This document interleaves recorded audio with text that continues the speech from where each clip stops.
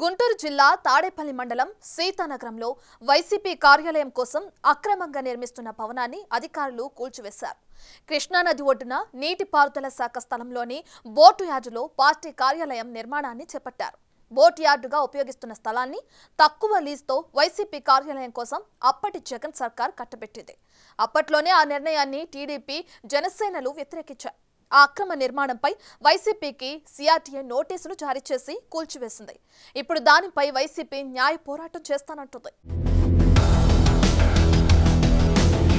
30 ఏళ్లు సీఎంగా ఉంటానని కలలు కన్నారు మాజీ ముఖ్యమంత్రి జగన్మోహన్ రెడ్డి. ఎలాగూ తానే అధికారంలోకొస్తానన్న గుడ్డి నమ్మకంతోనే ఇష్టారాజ్యం వ్యవహరించారు. విశాఖలో నివాసానికి రుషికొండ పర్యాటక స్థలంలో 500 కోట్లతో భారీ ప్యాలెస్ నిర్మించుకున్నారు. పార్టీ సెంట్రల్ ఆఫీస్ అంటూ నీటిపారుదల శాఖ స్థలాన్ని లీజ్ పేరుతో కబ్జా చేయటానికి రెడీ అయ్యారు. గుంటూరు జిల్లా తాడేపల్లి మండలం సీతానగరంలో ఇరిగేషన్ భూమిని ఆక్రమించి అనధికారికంగా వైసీపీ కడుతున్న పార్టీ కార్యాలయ నిర్మాణాన్ని అధికారులు తాజాగా కూల్చేశారు. తనను అడిగేవారే లేరన్నట్టు అధికారం అండతో తాడేపల్లిలో 2 ఎకరాల ఇరిగేషన్ భూమిని పార్టీ కార్యాలయానికి జగన్ కేటాయించుకున్నారు. 2 ఎకరాల్లో భవనాలు కట్టి మిగిలిన 15 ఎకరాలు కొట్టేయటానికి వైసీపీ నేతలు స్కెచ్ గీశారన్న ఆరోపణలున్నాయి. స్థలం స్వాధీనానికి ఇరిగేషన్ శాఖ అంగీకారం లేదు. సిఆర్డీఏ, ఎంటీఎంఈ, రెవెన్యూ శాఖలు ఈ భూమిని వైసీపీకి హ్యాండోవర్ చేయలేదు.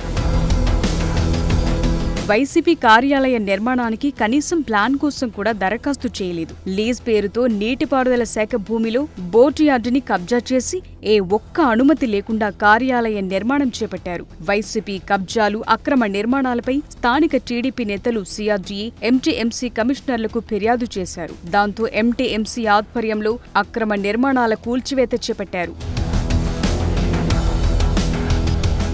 ప్రభుత్వ నిధులతో కట్టిన ప్రజా వేదికను కూల్చేసిన వైసీపీ ఇప్పుడు ప్రభుత్వ స్థలంలో కట్టుకుంటున్న పార్టీ ఆఫీసును కూల్చివేయడంతో గగ్గోలు పెడుతోంది. ఉండవల్లిలోని బోట్ యార్డు స్థలంలో అక్రమంగా నిర్మిస్తున్న వైసీపీ కార్యాలయం కూల్చివేతపై ఆ పార్టీ అధినేత జగన్ రియాక్ట్ అయ్యారు. ఆంధ్రప్రదేశ్లో రాజకీయ కక్ష సాధింపు చర్యలకు దిగిన చంద్రబాబు తన దమనకాండను మరో స్థాయికి తీసుకెళ్లారని జగన్ ఆరోపిస్తున్నారు. ఒక నియంతలా వైసీపీ కేంద్ర కార్యాలయాన్ని బుల్డోజర్లతో కూల్చివేయించారని ట్విట్టర్ వేదికగా ఆవేదన వ్యక్తం చేస్తున్నారు.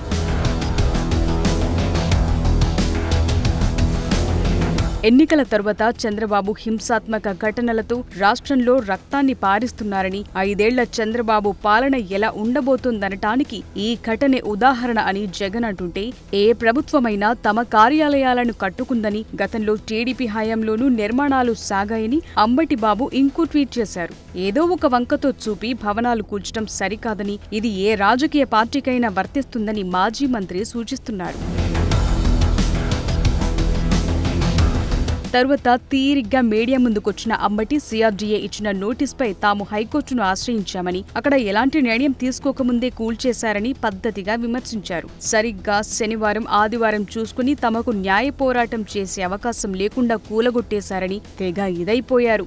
ప్రభుత్వ స్థలం, ఇరిగేషన్ స్థలం, దీన్ని 33 సంవత్సరాలకు లీజుగా తీసుకోవటం జరిగింది. దీనికి అవి లేవు, ఇవి లేవు అని ఏమన్నా చెప్తే చెప్పొచ్చు.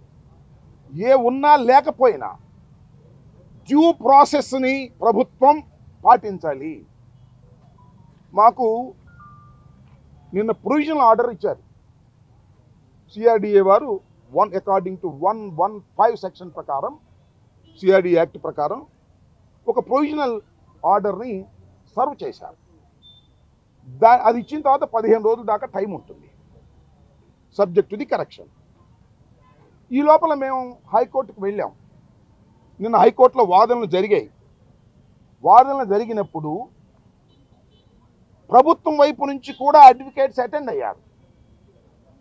ఆనరబుల్ కోర్టులో వారు ఏం చెప్పారంటే, డ్యూ ప్రాసెస్ ప్రకారమే మేము ఫాలో అయ్యి చేస్తాము అని చెప్పారు. What is the due process అంటే ఏమిటంటే, ప్రొవిజనల్ ఆర్డర్ ఇచ్చిన తర్వాత, మా దగ్గర నుంచి ఎక్స్ప్లెనేషన్ తీసుకున్న తర్వాత కన్ఫర్మేషన్ ఆర్డర్ ఇవ్వాలి, దానికి కూడా ఎక్స్ప్లెనేషన్ తీసుకోవాలి. అది కూడా అయిన తర్వాత ట్రిబ్యునల్ కూడా మాకు వెళ్ళే ఛాన్స్ ఉంది. అన్ని చట్టబద్ధమైనటువంటి అన్ని మార్గాలు మూసుకుపోయిన తర్వాత then they will take action. But కానీ ఇవాళ శనివారం, రేపు ఆదివారం, ఇవాళ తెల్లారగట్ట మళ్ళీ మేము కోర్టుకు వెళ్ళే అవకాశం లేదు, ఛాన్స్ తీసుకుని పగలగొట్టేశారు.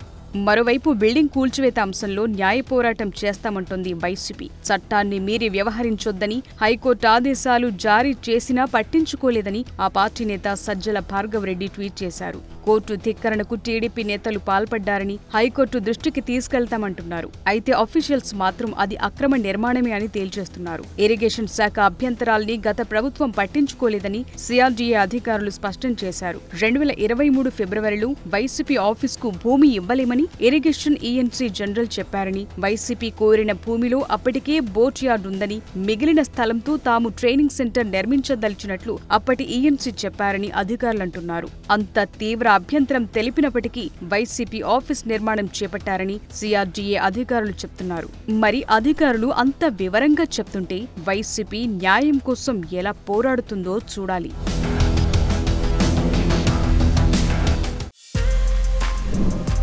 For more videos like this, subscribe Big TV channel.